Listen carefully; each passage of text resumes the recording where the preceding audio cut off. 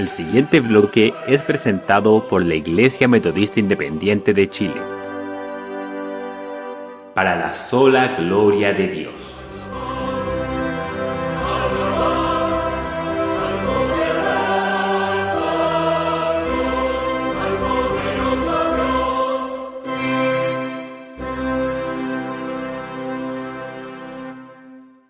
Abrimos la Biblia en la carta del apóstol Pablo a los Gálatas, capítulo 5, donde encontramos otro versículo relacionado con las visiones que Pablo presenta acerca de la cruz. Capítulo 5 de la epístola a los Gálatas, versículo 11, dice así: Y yo, hermanos, si aún predico la circuncisión, ¿por qué padezco persecución todavía? En tal caso, ha sido abolido el escándalo de la cruz. Esta palabra escándalo puede traducirse también por tropiezo, es decir, los que predican la circuncisión no tienen problema con aquellos que, siendo judíos, estaban hablando o despreciando la totalidad de la obra de la cruz, para quienes la cruz, la operación salvadora de Dios, representaba alguna dificultad. Y Pablo habla aquí de la cruz de Cristo como lugar de tropiezo. A lo largo de la epístola, el apóstol está hablando de la cruz porque es en la cruz y por la obra de la cruz que la persona puede tener la seguridad del perdón de sus pecados y de la vida eterna. Pablo se ha parado para hablar de la cruz como lugar de sustitución, se ha parado para hablarnos de la cruz como lugar de redención y de adopción, y ahora hace un paréntesis en medio de todo el pasaje, sube de tono. El capítulo 5 es uno de los capítulos más fuertes de la carta a los Gálatas, sube un tanto de tono y dice: si yo predico la circuncisión, es decir, predico el judaísmo, la justificación por obras de la ley, entonces, ¿por qué soy perseguido? Y hace una afirmación inmediata: porque para todos ellos la cruz es un lugar de tropiezo. Miremos tres cosas ahí. En primer lugar, ¿cuál es el tropiezo que la cruz produce, no solo en los judíos, sino en el hombre en general? En segundo lugar, ¿cuál es la demanda que la cruz establece para aquellos que creemos que por medio de la obra de Cristo en ella tenemos el perdón de los pecados, la vida eterna, la seguridad de salvación? Y en tercer lugar, quiero mencionar el compromiso que esto trae para mi vida cristiana y para la vuestra también. Primeramente, el tropiezo de la cruz. Lo que es una bendición para unos es tropiezo para otros. Y el apóstol Pablo habla precisamente de la predicación de Cristo como crucificado y escribe, por ejemplo, en la carta primera a los Corintios, capítulo 1 y versículo 23, de esta manera: pero nosotros predicamos a Cristo crucificado, para los judíos ciertamente tropezadero y para los gentiles locura. Notad lo que la cruz es para el hombre religioso y para el hombre incrédulo. Para el hombre religioso, la cruz es tropezadero porque los judíos estaban esperando que el Mesías, que vendría conforme a lo anunciado en las profecías, estableciera el reino de los cielos en la tierra. Cuando el Mesías viniese, los judíos dejarían de ser un pueblo oprimido, esclavo de los romanos, para ser el pueblo principal en la tierra. El templo sería el edificio supremo de toda la humanidad donde se rindiese culto a Dios, y la consecuencia es que las naciones traerían a Jerusalén riquezas que beneficiarían a los judíos en general. De otra manera, soñaban un poco con un reino todavía más glorioso y con mayor fortaleza económica que aquel reino de Salomón, que había sido el más importante en la historia de Israel. Para ellos la cruz es tropiezo por una razón: porque el mensaje de la cruz proclama un Mesías que muere. No solamente anuncia y cree conforme a las Escrituras que Jesucristo, el Hijo de Dios manifestado en carne, Mesías, el Rey de Reyes, el Señor de Señores, el que Dios ha establecido como rey para las naciones, Salmo capítulo 2, donde dice: he puesto mi rey sobre Sión, mi santo monte. Este Mesías rey no podía morir. El gran problema que tenía el judaísmo especialmente es una distorsión en cuanto a la enseñanza profética. Tomaban la profecía, por ejemplo, de Isaías capítulo 53 para hablar o para aplicarla al pueblo que era el que sufría, nunca en manera ninguna al Mesías. Leían el Salmo 22 y nunca lo aplicarían al Mesías. No podían entender que el Mesías pudiese dar su vida para alcanzar el perdón de los pecados y dar por medio de la fe en él y en su obra la vida eterna. Ellos entendían que la justificación se alcanzaba por el cumplimiento de la ley. Distorsionaban aquel versículo que se lee en donde reiteradamente el antiguo pacto dice: haz la ley y por medio de esa ley vivirás. Pero no se está refiriendo en modo alguno a la salvación por gracia mediante la fe, sino a una vida de consonancia con Dios. Dios bendice la vida de aquella persona que vive conforme a lo que Él ha establecido. La ley proponía una serie de sacrificios rituales mediante cuyo ejercicio y por fe en ese sacrificio se obtenía parcialmente la remisión del pecado. Recordad que cuando se ofrecía el sacrificio, el que traía para ser quemado o para el holocausto, cualquier sacrificio que fuese, ponía sus manos sobre la cabeza del animal. Y esto representaba una identificación con el que moría. El hecho en sí de la muerte de un cordero o de un becerro o de lo que sea no puede perdonar ni justificar los pecados. Simplemente el pueblo lo aceptaba como algo que Dios había establecido con vistas a la ejecución absoluta en el Cordero de Dios que quita el pecado del mundo. Para los judíos, la cruz y la predicación sobre la cruz era locura, porque ellos no podían entender que el Mesías, que está establecido para ser el glorioso Rey de Reyes, el Señor de los Señores, pudiera dar su vida como un esclavo condenado en la cruz. Además de esto, hay otra razón, y es que la Biblia enseña que el que es colgado en un madero es considerado maldito. ¿Cómo podría ser considerado maldito el enviado de Dios? Los judíos tenían este problema. Para ellos la cruz es un tropiezo, pero Pablo añade que para los gentiles es una locura. Tomad un momento una ilustración. Intentemos predicar en los tiempos de Pablo el Evangelio a los gentiles. Vamos a dirigirnos a uno de los grupos sociales de aquel tiempo, que eran los romanos.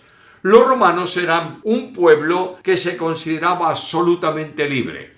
Ellos habían conquistado todo un imperio sometido a los pueblos.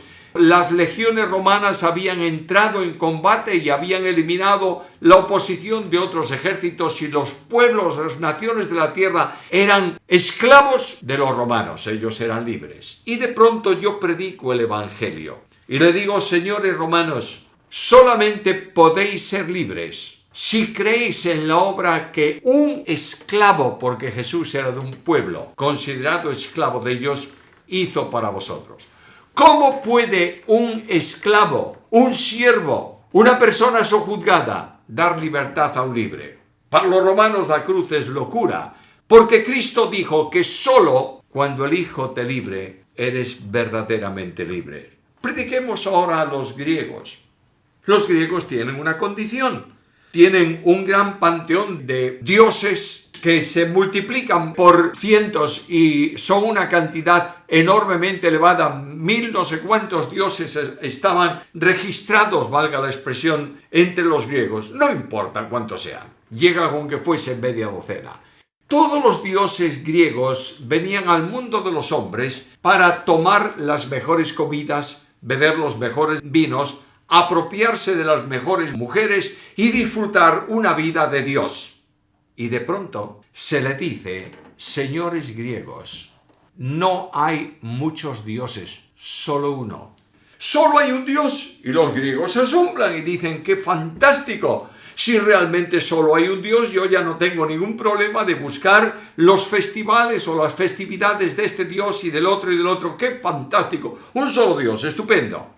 Y este Dios, señores griegos, tiene un solo hijo, hijo unigénito. Y los griegos inmediatamente dicen, si es un Dios que tiene un hijo unigénito, este hijo unigénito debe disfrutar de todos los modos y maneras posibles aquí en la tierra. ¿Qué Dios tan importante y qué hijo que puede disfrutar de todo lo que hay en la tierra? Le decimos, pare un momento. Este Dios ha dado a su hijo y lo ha sentenciado a morir en una cruz para que vosotros podáis ser salvos. Y diréis, locura. Absolutamente. La palabra de la cruz, el evangelio de la cruz, el mensaje de la cruz, la acción de la cruz es locura para los judíos, locura para los gentiles, locura también para el tiempo de hoy. ¿Sabes por qué? Porque la cruz es el obstáculo que descarta la libertad que el hombre procura obtener por sí mismo.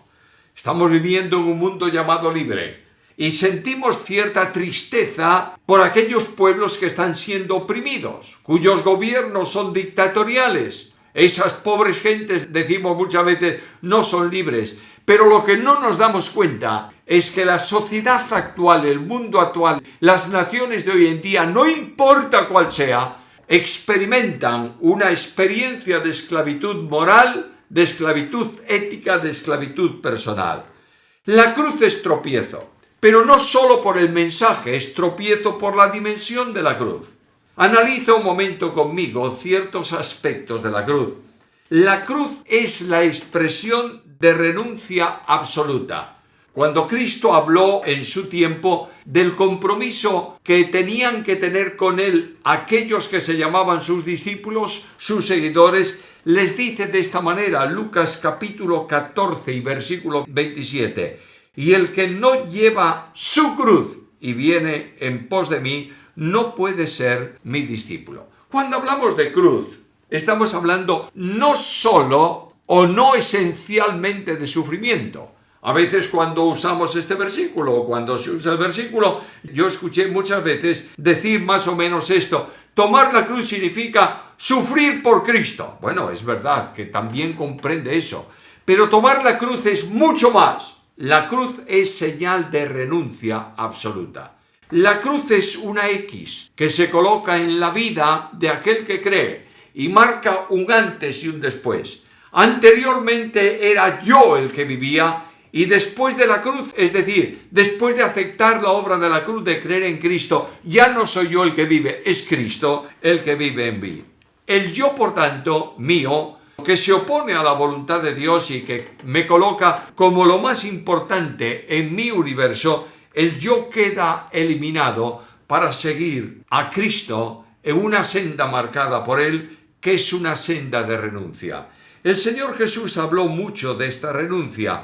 Abre el capítulo 14 del Evangelio según Lucas. Lucas capítulo 14, versículo 33. Así pues, dice Jesús, cualquiera de vosotros que no renuncia a todo lo que posee, no puede ser mi discípulo. Jesús no está diciendo todo aquel que me sigue tiene que renunciar a algo, sino a todo. La cruz exige, desde ese punto, renuncia absoluta en el seguimiento a Cristo, renunciar a todo, colocar todo en un plano segundo para que Cristo sea el primero. La cruz de Cristo, según el mensaje de Jesús en este mismo capítulo de Lucas, es la expresión de renuncia a la vida personal. Lucas capítulo 14, versículo 26. Si alguno viene a mí y no aborrece, es decir, no coloca en segundo plano a su padre y madre y mujer e hijos y hermanos y hermanas, y ahora observa esto, y aún también su propia vida, no puede ser mi discípulo. Renunciar a todo y renunciar a la vida personal. No significa que Dios exija que tú te coloques fuera de la sociedad, te metas en un convento, en un monasterio por ahí y renuncies a todos los aspectos de la vida. Es la disposición que exige el seguimiento a Cristo de que como Él renunció a su vida para poder morir por ti y por mí en una cruz, así nosotros también tenemos que tener esa misma disposición. Porque la cruz exige una vinculación con Cristo. Lo repetiré a lo largo de esta reflexión que estamos haciendo. La Biblia dice: haya en vosotros el sentir que hubo también en Cristo Jesús. La cruz exige para cada uno de nosotros asumir la disposición a la obediencia absoluta por Cristo. El apóstol Pedro escribe en la carta primera, capítulo 1 y versículo 2, estas palabras: que fuimos elegidos según la presciencia de Dios Padre en santificación del Espíritu para obedecer. Realmente, literalmente, se lee para obediencia. Por tanto, el creyente que ha dado su vida a Cristo, la cruz de Cristo produce en él una disposición de obediencia. Del mismo modo que Cristo entregó voluntariamente su vida para morir por nosotros, así nosotros debemos estar en la misma disposición si Dios lo determina. Disposición también a la confrontación por la fidelidad. El apóstol escribe la carta segunda a Timoteo, capítulo 3, versículo 12, y dice que todo aquel que quiere vivir piadosamente en Cristo Jesús padecerá persecución. Esta es la gran disposición, la expresión de renuncia que la cruz de Cristo demanda de ti y de mí. Por eso, la cruz de Cristo no es grata para el hombre natural. Además, la cruz de Cristo es la expresión de la santidad suprema. La cruz se produce a causa del pecado. Miremos un momento el capítulo primero de esta carta a los Gálatas, capítulo 1 y versículo 4. Dice el apóstol Pablo así: el cual se dio a sí mismo por nuestros pecados para librarnos del presente siglo malo, conforme a la voluntad de nuestro Dios y Padre. Se dio a sí mismo a causa de nuestros pecados. Cuando lees el Salmo 22 notarás que en medio de los lamentos que el salmista proféticamente expresa en el Salmo, hay un versículo clave que dice: pero tú eres santo. La santidad de Dios demanda la cancelación del pecado. La justicia de Dios exige el pago de la deuda contraída. La paga del pecado es muerte. Por tanto, la cruz exige tomar la vida tras las huellas del que es santo, del que no hizo nunca maldad ni hubo engaño en su boca. El hombre que está convencido, el creyente que conoce bien, para el que la cruz de Cristo no es tropiezo, vive una vida santa. La demanda de santidad no es en asuntos religiosos, sino en la vida en general. Miremos un momento la carta primera de Pedro, capítulo 1, versículos 13 al 16. Y dice así: por lo cual, estad preparados para la acción, sed sobrios y esperad por completo en la gracia que se os traerá en la revelación de Jesucristo. Como hijos obedientes, no os amoldéis a los deseos que antes teníais estando en vuestra ignorancia, sino que, como aquel que os llamó es santo, sed también vosotros santos en toda vuestra manera de vivir, porque está escrito: sed santos porque yo soy santo. No en algún aspecto, en todos los aspectos. Cuando estás en el trabajo, en el ejercicio laboral, cuando estás en tu hogar con tu familia, cuando estás circulando por las calles de tu pueblo, de tu ciudad, cuando te enfrentas a cualquier situación, incluyendo, por supuesto, los pensamientos de nuestra mente, sé santo, porque la cruz se produjo a causa del pecado del hombre y de la santidad de Dios. Además, la cruz es expresión de la identificación con Cristo. Identificación con Cristo se puede expresar de una forma muy simple. Es vivir a Cristo en tu vida personal. Cuando yo estoy con Cristo crucificado, ya no vivo yo, dice Gálatas capítulo 2, versículo 20. Con Cristo estoy juntamente crucificado, ya no vivo yo, mas vive Cristo en mí, y lo que ahora vivo en la carne, lo vivo en la fe del Hijo de Dios, el cual me amó y se entregó a sí mismo por mí. Vivir a Cristo significa que la vida del resucitado Señor, del glorioso Señor, del admirable Señor, se hace vida en mi vida por la operación del Espíritu Santo que lo implantó en mí. Cuando yo creo en Cristo, Cristo viene a vivir en mi vida, en mi corazón, en mi intimidad, y yo estoy ligado también a Él por identificación personal. Cuando yo vivo a Cristo en esta identificación, estoy sujeto a lo que Cristo estaba sujeto. Y una de las cosas en las que la Biblia afirma la sujeción de Cristo es a la palabra. El Señor estaba sujeto a la palabra. Conoció la palabra, estudió la palabra cuando era niño y después descansó todo su ministerio en la palabra de Dios. Cuando alguien venía a preguntar al Señor algo, normalmente o en más de una ocasión, Cristo le respondió de esta forma: ¿cómo lees? Por tanto, la cruz demanda de mí en la identificación un compromiso con la Biblia. ¿Estamos realmente comprometidos con la palabra de Dios? ¿Estamos predicando la Escritura? ¿Estamos estudiando la Biblia? ¿Estamos meditando en la Biblia? Y sobre todo, ¿estamos viviendo conforme a la Biblia? Sabemos todos que la Biblia es un elemento esencial para la victoria en la tentación. Cristo replicó al tentador con textos bíblicos. Ahora quiero hacerte una advertencia. El hecho de que tú digas un texto bíblico o toda la Biblia y la puedes recitar de memoria no significa que seas un vencedor. Eres vencedor en la medida en que aquello que conoces de la Biblia lo aplicas a tu intimidad, a tu vida personal. Una Biblia que no se hace vida en la vida del creyente es una pérdida de tiempo y un estorbo para la experiencia cristiana.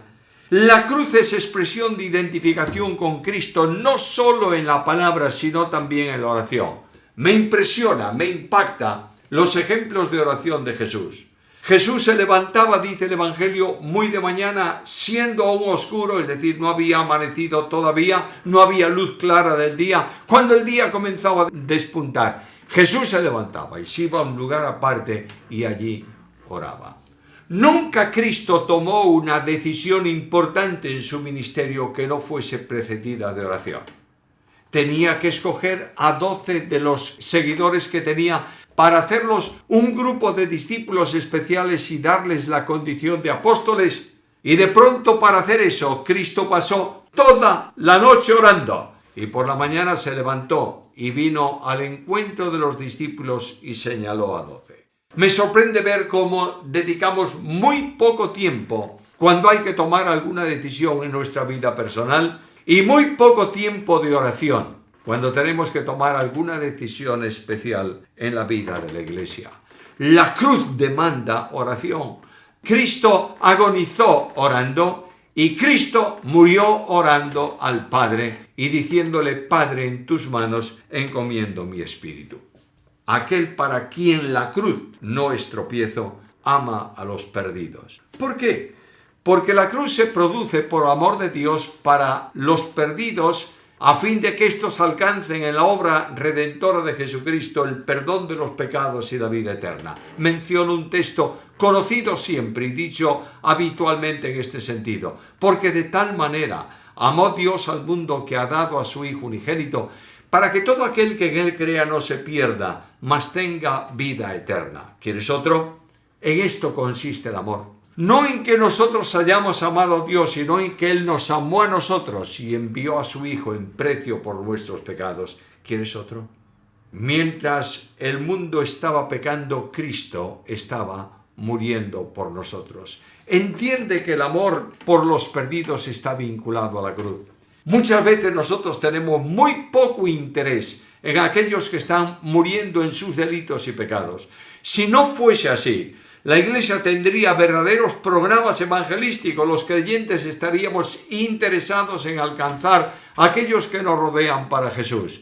Pero realmente la cruz molesta en este sentido a muchos porque exige bajar al lugar donde están los perdidos y dialogar con ellos un mensaje de aliento y de esperanza, amor por los perdidos.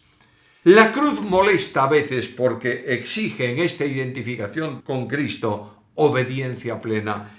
Cristo fue obediente, continuamente obedeció el programa que había recibido de parte del Padre para ejecutar aquí en la tierra. Es la segunda persona de la deidad encarnada que viene al mundo de los hombres para realizar el programa de salvación establecido desde antes de la fundación del mundo. La cruz, además, es un problema porque demanda la humildad absoluta. Según la experiencia del Hijo de Dios, el llamamiento de la cruz es un llamamiento a la humildad. Escucha la Escritura y lo que Pablo dice acerca de Jesucristo, el cual, siendo en forma de Dios, no estimó el ser igual a Dios como cosa que aferrarse, sino que se despojó a sí mismo, tomando forma de siervo, hecho semejante a los hombres, y estando en la condición de hombre, se humilló a sí mismo, haciéndose obediente hasta la muerte y muerte de cruz. Cristo fue obediente, y la Biblia viene a mi encuentro. Para mí, para quien la cruz es señal de salvación y de redención, viene para decirme: hay en ti este sentir que hubo en Cristo Jesús. El título máximo de honor que Cristo buscó aquí en la tierra, delante de los hombres, es el de siervo. Y fue anunciado proféticamente de esta manera: he aquí mi siervo. Mientras Él es el siervo de los siervos que viene, y la cruz revela el sentido sacrificial de su servicio, el mundo busca grandezas, y el creyente muchas veces también. Mientras el mundo busca grandezas porque la cruz de Cristo es tropiezo para él, el creyente debiera estar buscando la humildad que el siervo que murió en la cruz manifestó delante de los hombres. Ahora, el tropiezo de la cruz produce aflicción al que toma la determinación del compromiso con esa obra y con esa cruz.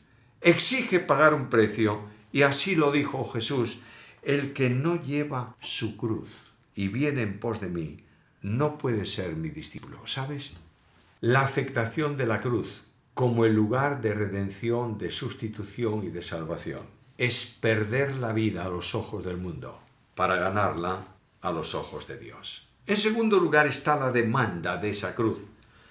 La demanda de la cruz es primeramente una demanda de amor. La cruz es tropiezo porque expresa el amor desinteresado de Dios para el hombre. Ya mencioné antes ese versículo. ¿Quieres que lo repita? Porque de tal manera amó Dios al mundo que ha dado a su Hijo unigénito para que todo aquel que en él crea no se pierda, mas tenga vida eterna. Dios manifestó en la cruz el amor a los perdidos. En la cruz Dios manifestó el amor hacia la iglesia. Juan capítulo 10, yo soy el buen pastor y el buen pastor su vida da por sus ovejas. Es el mismo compromiso para ti y para mí hoy, ya que Pablo en Gálatas, en esta misma carta, capítulo 2, versículo 5, reitera una y otra vez: hay en vosotros el sentir que hubo en Cristo Jesús. La cruz de Cristo es un compromiso con la evangelización y es un compromiso con los hermanos.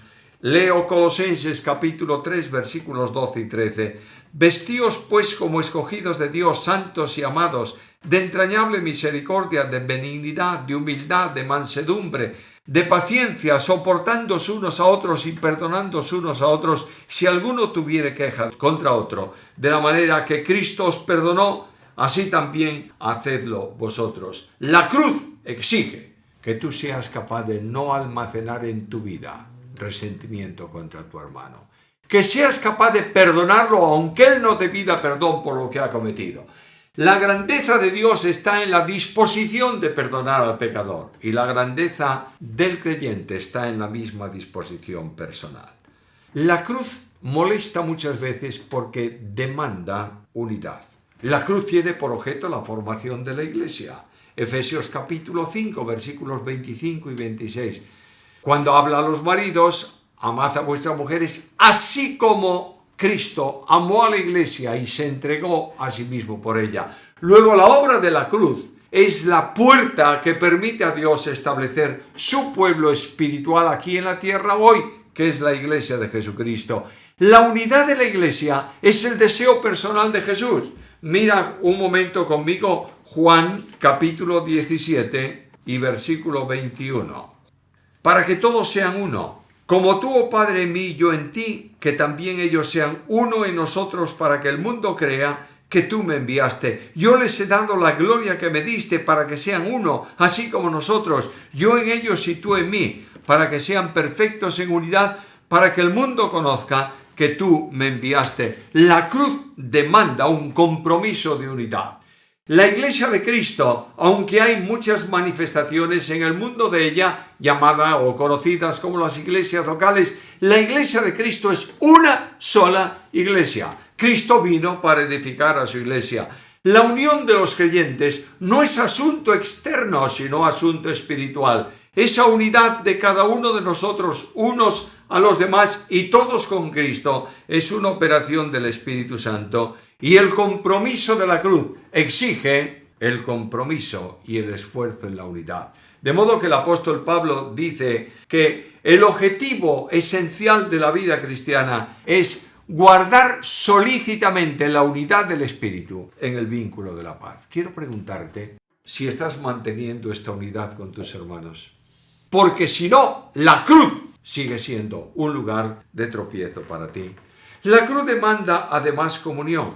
La vida eterna es la comunión con Dios. Carta primera de Juan, capítulo 1 y versículo 3. Nuestra comunión es verdaderamente con el Padre y con su Hijo Jesucristo. La comunión entre hermanos es resultado de la comunión con Dios, que habita personalmente en el corazón de cada uno de los creyentes salvos por gracia mediante la fe. La comunión entre creyentes solo puede ser rota cuando el creyente la rompe con Cristo a causa de pecados sin confesar. Mientras no haya esta rotura de comunión a causa del pecado, yo no puedo romper mi comunión con ninguno de los hermanos, es decir, de aquellos que han creído en Cristo y son salvos por gracia mediante la fe. Porque cuando yo rompo la comunión con uno de mis hermanos, sin que exista ese problema de pecado oculto en ellos sin confesar, estoy rompiendo la comunión con Dios.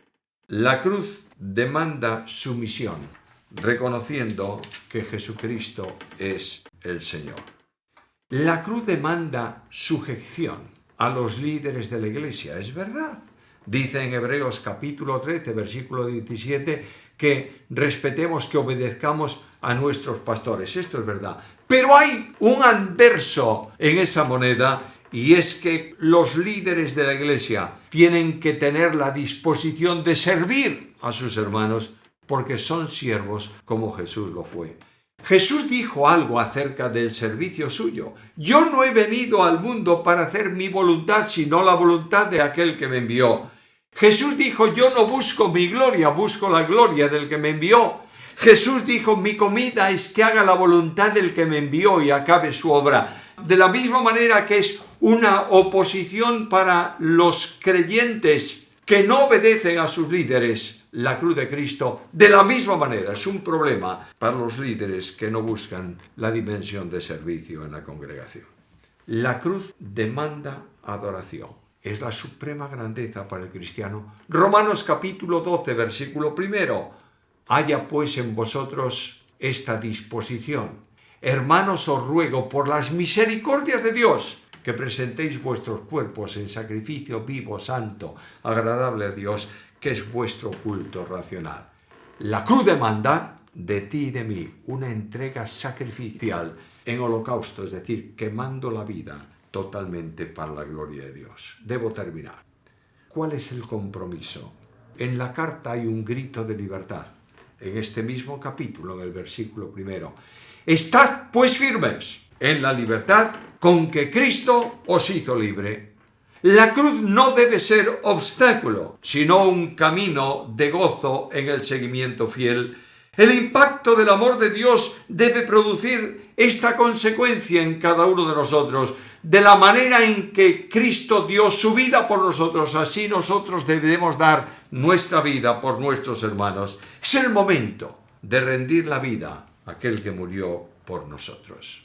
Se cuenta que en un campo de concentración alemán en la última guerra mundial, en la Segunda Guerra Mundial, había un prisionero creyente comprometido con Cristo que sufrió mucho en ese campo por dedicar parte de su comida a aquellos otros compañeros suyos que estaban castigados y no recibían la provisión correspondiente.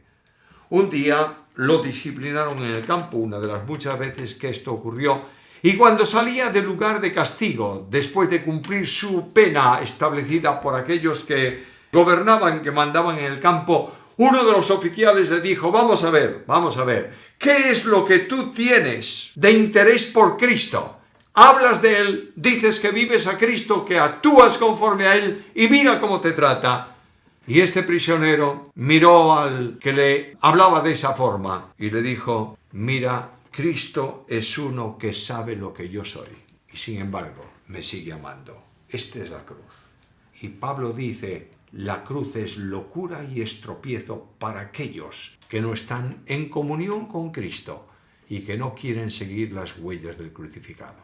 Que Dios permita que tú y yo reaccionemos a esto y digamos: gracias, Señor, la cruz es gloria para mí, será el último tema de esta serie, mientras que para el mundo sigue siendo tropiezo. A Dios la gloria por la obra de la cruz, a nosotros un seguimiento fiel en el poder de su Espíritu.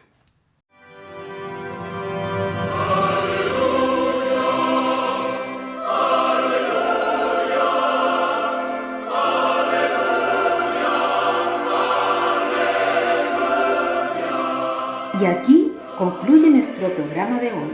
Los dejamos cordialmente invitados a nuestra próxima edición de Palabra Fiel, para ser más edificados, equipados y establecidos en la fe que es en Cristo Jesús, Señor nuestro.